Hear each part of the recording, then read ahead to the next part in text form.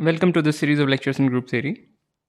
In this short lecture, I want to discuss some examples of matrix groups, and let me recall all the relevant things that will be pertinent to the discussion. So suppose we have an invertible n cross n matrix with entries in a field F. You can take F as R or C if that's more comfortable. So we define Mij as the I, jth minor of the matrix A. So what is the I, jth minor? So you have this n cross n matrix. You slash off the ith row and slash off the jth column. You're left with an n minus 1 cross n minus 1 matrix. Take its determinant. That's what this guy is. And then we define the matrix C as this matrix, meaning its ijth entry is this number. And then, with all that said and done, the inverse of A is given by this formula. So this is the transpose of C, and this is the determinant of A.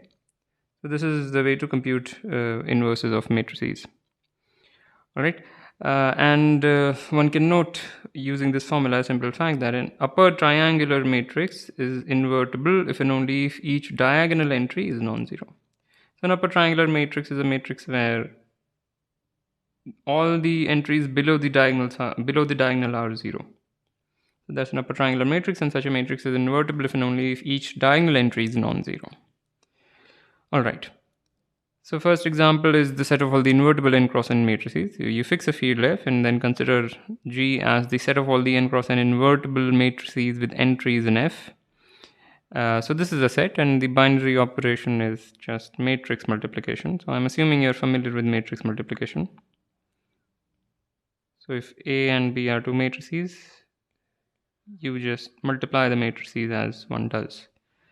And this is a group because the product of two invertible matrices is again invertible. So first of all, this is a binary operation. Associativity is there in matrix multiplication.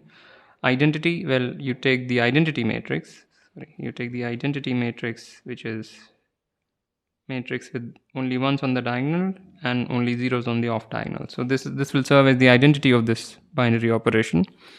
And for inverse, well, the matrix inverse is the inverse of this. So the set of all the n cross n invertible matrices with entries in a given field F is a group under matrix multiplication. All right.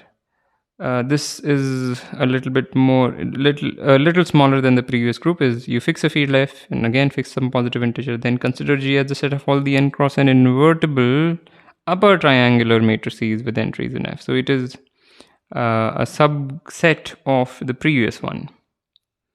And the group and the binary operation is again matrix multiplication. You can check that product of two upper triangular matrices is again an upper triangular matrix. So it's a binary operation, legitimate binary operation, G cross G to G. And inverse, well, so if identity is there, because identity is an upper triangular matrix in particular, and so the identity matrix is present here, and that serves as the identity of this group or whatever this binary operation as of now. And for inverses, again, if you take the inverse of an upper triangular matrix, which is invertible to begin with, then the resulting matrix is also an upper triangular matrix. That's the formula for the inverse that will show you that. And that's it. So this is also a group, the set of all the upper triangular matrices with entries in a given field F. All right. Lastly, I want to talk about this unitriangular matrices. So again, we have a field F and some positive integer has been fixed. So then the set of all the n cross n upper triangular matrices with entries in F such that each diagonal entry is equal to 1. So such matrices are called unitriangular matrices. So they look like this. On the diagonal you have 1, below the diagonal 0, and above the diagonal something. So this set again equipped with the binary operation of matrix multiplication. Matrix multiplication is a group because associativity is fine, and this is a legitimate binary operation. One can check by matrix multiplication formula, which is to say that the product of two unitriangular matrices is again unitriangular, and inverse of a unitriangular matrix is again unitriangular. Again, that's just simple check by the formula that we discussed of inverse of a matrix. And identity is a unitriangular matrix. So that's all.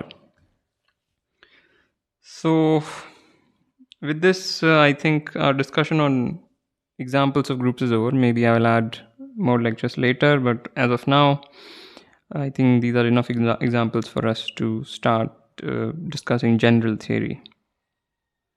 Alright, so a very short lecture, and as usual, like, comment, share, subscribe. I also have Patreon. The link is in the description below. Thank you for listening, and I'll see you next time.